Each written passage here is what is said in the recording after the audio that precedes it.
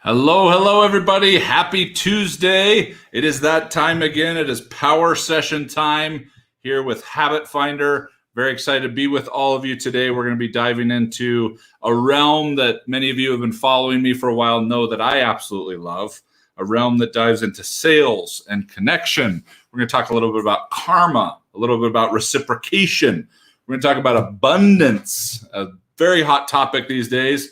And a lot of people are leveraging abundance appropriately. There's a lot of people leveraging abundance a little manipulatively. So we want to talk about this stuff today to give us an opportunity to understand where we're headed, why we're headed there, what investments should we be making to get there, okay? Now, you may be thinking to yourself, this is a little bit of a compromised topic because, of course, I would love nothing more than for all of you to invest in yourselves with us. However, I want to come to you today from a 30,000 foot view advisory position to say, this is the criteria I use when considering investments for myself. This is the way I approach selling and investing so they can balance each other out to give you an opportunity to be able to make that call. And if that criteria fits for you, because it's not criteria that automatically qualifies you to work with Habit Finder, okay? That would be a little manipulative and biased of me. I want to give you criteria to search within yourself. And if the framework is there and we're a great fit, awesome. Of course, I'd love for you to invest.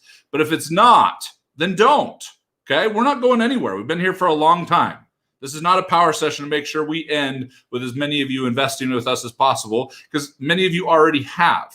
And I hope those of you that have invested with us have expanded those investments because of the progression that you're creating. If you haven't, then some of the things we talk about today will allow you to step back and retrench that reciprocation and that abundance that we talk about here many times. So let's go ahead and get this thing started.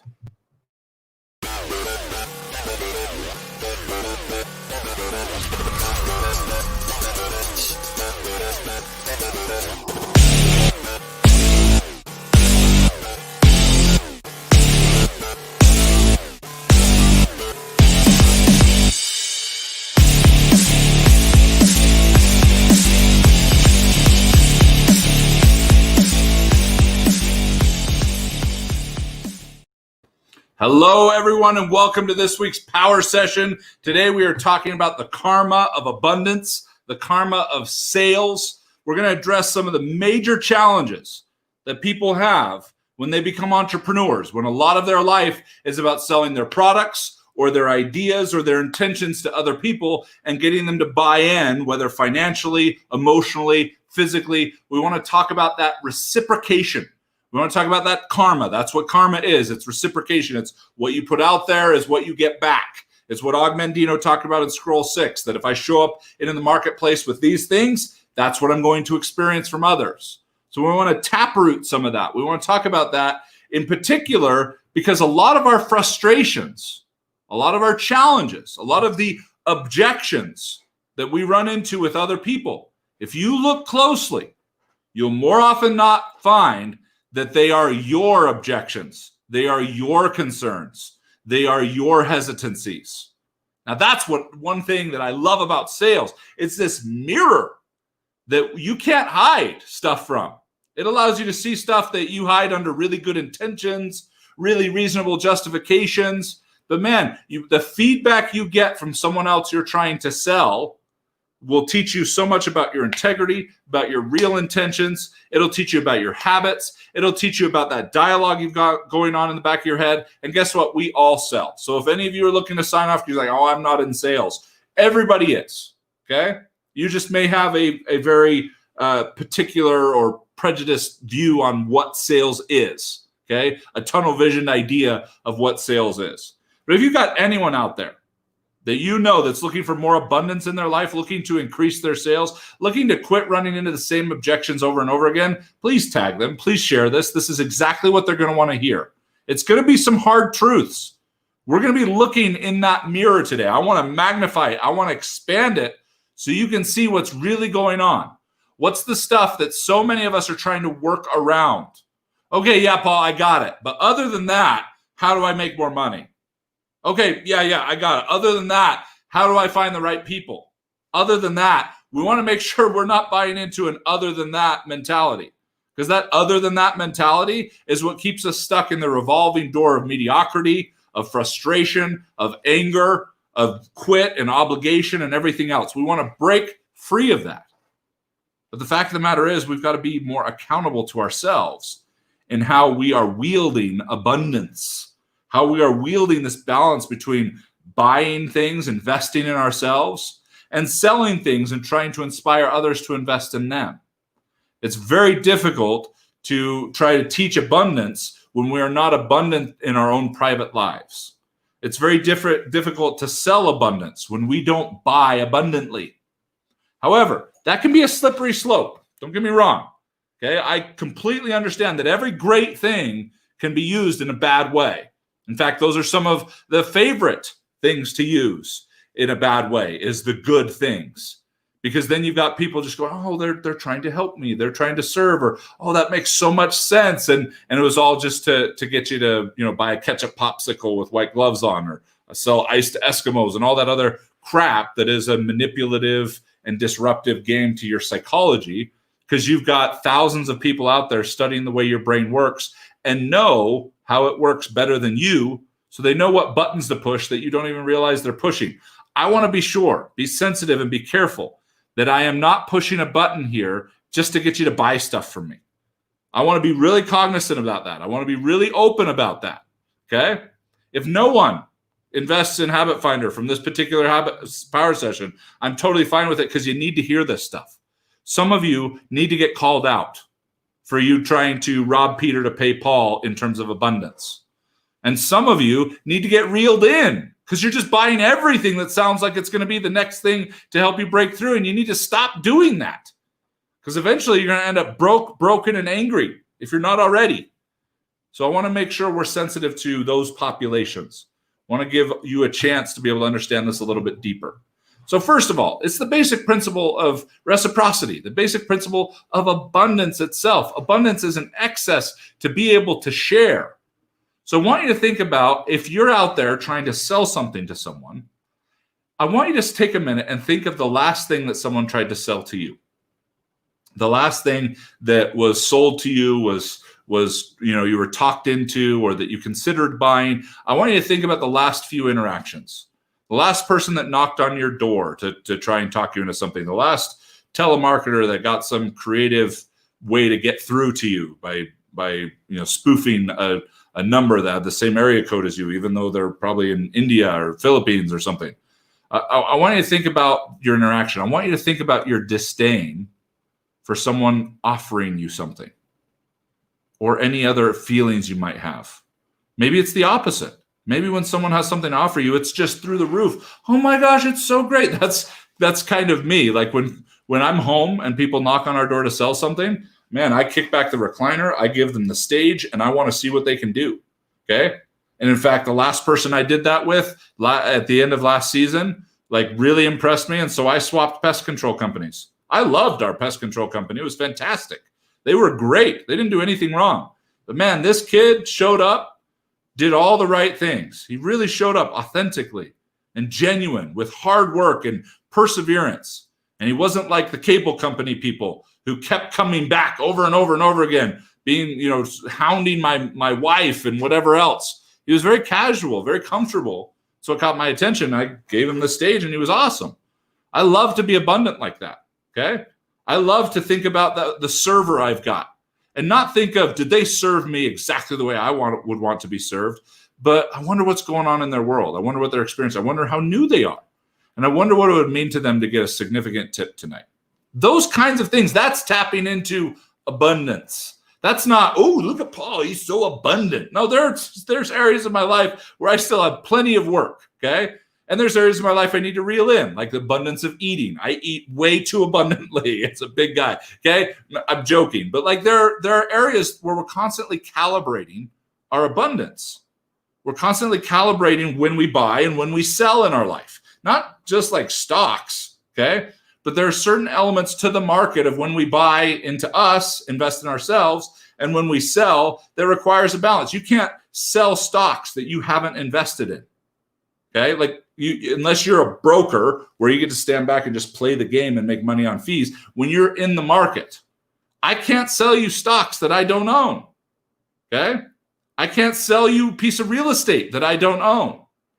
There are professional brokers that do that, but I mean in and of myself. So if I'm going to sell you abundance, whether that's in changing your health, in being able to build a home business, in being able to start up a storefront, build a new brand, to be able to improve your relationship, whatever it is, if I haven't invested in stock in that, I can't sell you stock in that. I can't have an authentic conversation about that. Now, that doesn't mean that you need to go out and spend. I don't hire a $10,000 coach every month just so that I can sell my coaching to other people for that. No, but I invest in coaching in myself. Okay. So it's about finding that reciprocity, finding those phases, finding those elements, and exploring those things. We want to find balance there. So take some time today to think about, what are the objections I run into? For example, one of the most common, I can't afford it. I don't have the money. The two most common, I don't have the time or I don't have the money.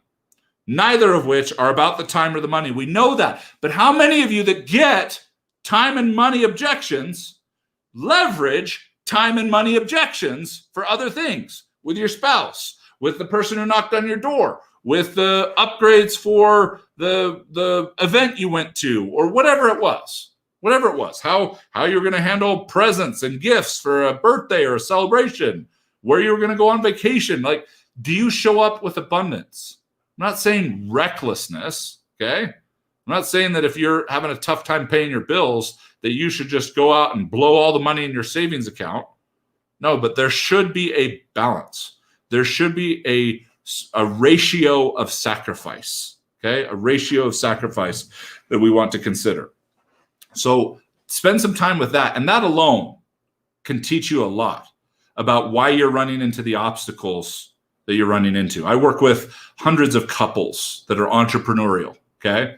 Either one of them is running and building a business and the other is supporting and working a job part-time, or they're both in it together, lots of different combinations. And something I found to be true is that we are almost always withholding what we wish we were getting in a relationship.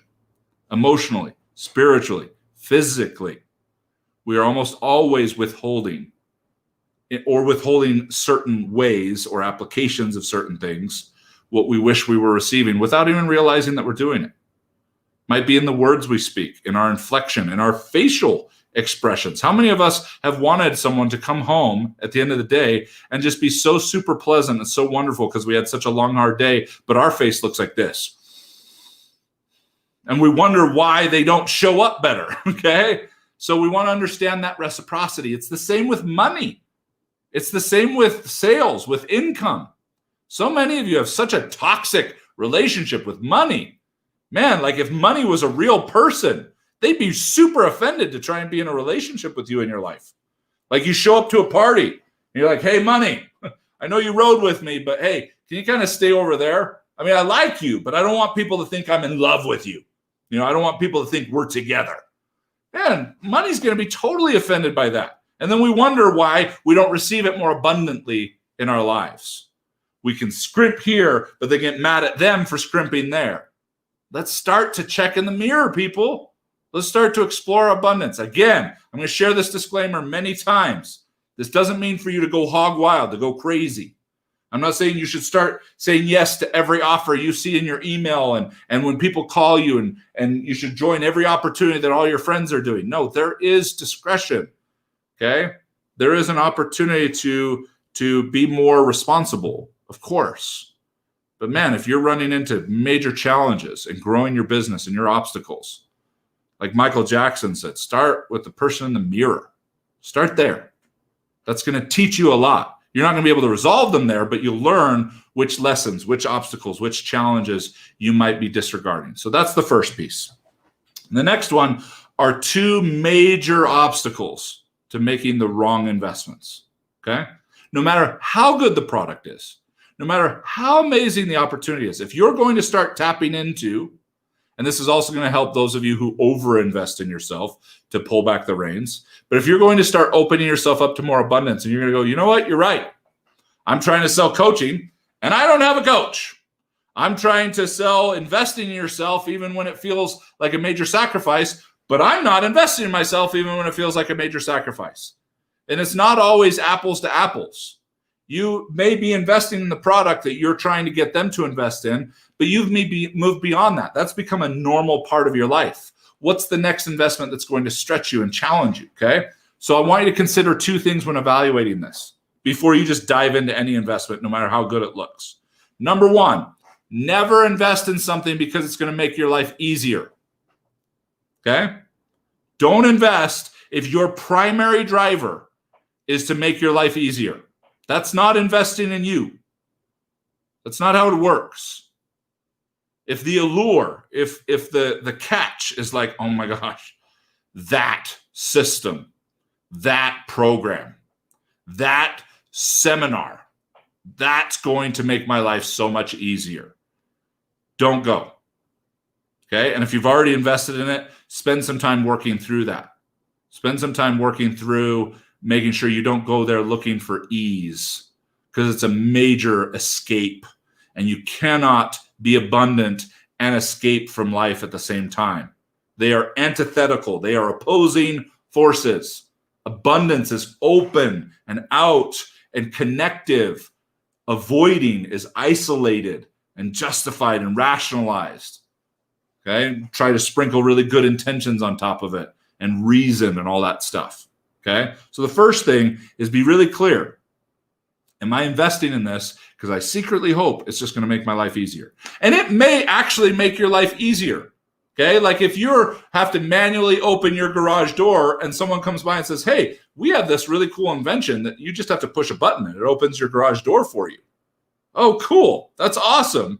If you have the money to invest, that's a fundamental make your life easier piece. What I'm talking about is the strategies that someone's going to teach you, the systems that's going to finally get you organized, the program that's going to finally show you how to motivate other people, whatever it is. If you're sitting there going, oh my gosh, that's going to make my life so much easier. Especially if you're going, that's going to make my life easier because it's going to take the human element out of it. It's just going to systematize everything. That sounds sexy up front. It's not once you get in. We are not systems. We are human beings. So the first piece to you tapping into your abundance so it can be more reciprocal, so that karma can come back to you. You're not just selling, you're buying and investing. Don't do it if the primary driver, I keep saying primary driver, is that it will make your life easier. That's a dangerous road. Even with a really good product, you could still really screw it up if that's your secret desire. That's number one. Number two, and in fact, let me give you the antithesis of that. Do invest in something if it makes your life simpler. If it makes your life simpler, where it can help you understand the noise, be able to be able to compartmentalize the conversations going on up here so you can hear your true voice. If it's going to teach you to simplify all the other stuff that you've been trying to use to get organized. Simple is always worth an investment. Something that can make your life simpler is huge. That's always a valuable investment. And that's the mentality you want to have in investing. Okay? Dealing with the noise that the habit finder can measure and not knowing how to address it and just trying to cope with it makes life very complicated. So one of habit finder's goals is to make your life simpler. That's what I'm talking about.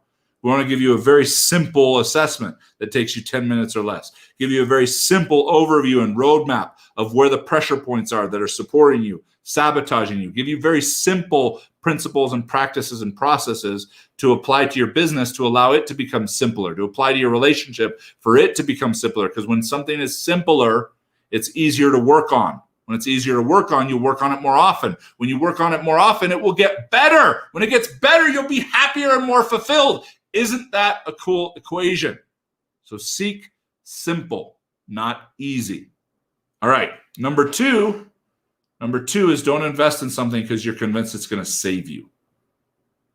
This is the saving piece. This is this person, this program.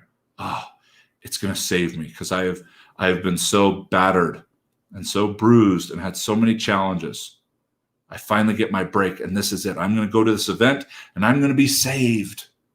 I'm going to be saved in my business. I'm going to be saved in my relationship. I'm going to be saved in my bad habits. Don't invest in things that you have that dialogue going on that they're going to save you. What your brain is doing is going, oh, I don't have to do this. I'll put all the onus, all the accountability on that thing, which is perfect for your brain because it knows that it can't do it for you. But it is amazing to me how many of us understand that concept, that the program can't make you successful. The coaching can't make you successful. That is up to you. The quality of its facilitation, however, is still important to evaluate. But even with great facilitation, if you're going in because it's going to make your life easier and because it's going to save you, doesn't matter how good the program is, it's not going to work for you. It's the human condition. There's nothing out there that works for everyone in terms of programs and in terms of personal development, in terms of tactics and strategies. Nothing out there that perfectly works for everyone. What you want to do is make sure you're in a position to do the work. Because if you've got higher levels of accountability, higher levels of responsibility, you can make just about any program work. Even if the majority of it is, you get one little nugget from it because you didn't go into it looking for it to be easier. You looked for it to be simple. So you look for one simple nugget. You didn't go into it to be saved. You went in it to be challenged. So you're on your toes, curiously, excitingly looking around for that one piece you can grab onto to make it totally worth it. You miss that piece every time because when you go into a program to save you, all you pay attention to is what it's not giving you and what you're not doing. It must be the program's fault. We all know that's not true, but that's still how we experience it. So don't go into abundantly investing in you, trying to make your life easier. Rather than that, go in and try to make your life simpler. And don't go into it thinking this is what's finally going to save you. Nothing will save you in this arena. You will develop you, not save you. Okay? Because even if it somehow does seem to save you, then your brain's going to find a way to need to be rescued again and again and again. And part of getting simpler, part of being challenged is to become more self-sufficient. Being able to learn the principles of success and how they can be applied at each level and each progression of your life. Those are the two primary things I want you to think about as you realize, oh my gosh, because you're probably in one of two camps, most likely. Okay? If you're not already tapped into abundance and on the trajectory you want your life to be, you're likely either going, man, why won't people buy from me? Well, what are you buying? Okay, what's the energy you bring to that process for you in your life that is spilling over into making it hard to authentically connect with people when you want them to buy? Or you're buying too much. Total pushover. That sounds great. I'll buy that. That sounds great. I'll buy that. And be wary of becoming broken and angry and frustrated. And that poisons the well for you being able to sell to other people. That creates desperation because you spent way too much over here. So some of you need to pull the reins back. Some of you need to push on the gas a little bit. I'll let you figure out as you kind of think of the energy you bring to the table when it's time for you to invest, time for you to buy, to be able to examine that. Lastly, just a simple formula. Recommend this to all of my clients. 10% of your income should go to make an impact on this world that's bigger than you. A charity, a nonprofit, your church, your religious organization, whatever it might be. 10%. The financial statistics on what that does to you emotionally and mentally, okay, in your financial management and your accountability, regardless of what your beliefs about a tithe might be, it's not about a religious thing. 10% of your income should go elsewhere to make this world a better place, make an impact on this world. 20 to 30% of your income should go to investing in making you better so that you can make this world a better place. So you'll want to take a look at that. Those are basic principles, okay? A range for you to look into. The 10% minimum. 20 to 30% you can play with. Some of you might be as high as 50, 60%, especially if your income is supplemental early on, okay? You'll want to find ways to invest in you. If you're starting a home-based business, you've got 5 kids at home, you're small kids, you're going to want to take 20, 30, 40% of your income and invest in a babysitter sooner than later, a nanny to be able to come help around the house, someone to clean or meal preparation or whatever it might be, the things that aren't making you money, not to get rid of all of them. Again, we're not seeking easier, okay? Oh, it'd be so much easier if I didn't have to take care of these kids. No, but simpler. Wow, 3 hours a day, giving me a chance to be with me and breathe and connect and be able to work on my business and then be an even better parent, even a better mother or better father or whatever it might be. That's a great scenario. There might be technologies that you're ready for. Most people buy them prematurely. I'll just tell you that right up front, because everyone's mystified by automation. But automation is dictated by real experience. You cannot build effective automation without real experiences. You won't know how to automatically take someone through a journey if you haven't manually taken them through that journey yourself. So keep in mind in those two ratios. And again, lastly, don't invest in anything if the primary driver is to make life easier. Don't invest in anything if the primary driver is that this is going to save you. Challenge those thought processes, because it can be a great program and you won't get anything out of it with those two anchors. It can be an okay program. If you challenge those, you're going to get something out of it that's going to be worth way more than you invested in. So focus on what you are bringing to the table, what energy you are bringing to abundance, both ways, in what you invest in and what you sell, whether it's ideas, income, opportunities, products. Thanks so much for listening today. Hope this was helpful. Share this out. Tag somebody in this. I know there's a lot of people, worked with hundreds of thousands of people, and I know a lot of people that need to hear this. And if they know you, please be a mouthpiece. We appreciate that. And at the very least, if you haven't already, go to habitfinder.com, take that assessment. You get a free consult with my team to be able to learn more about your specific thought processes that are holding you back in terms of seeking an easier life and finding the next thing that's going to save you. Take care, everybody. We'll talk to you soon. Bye.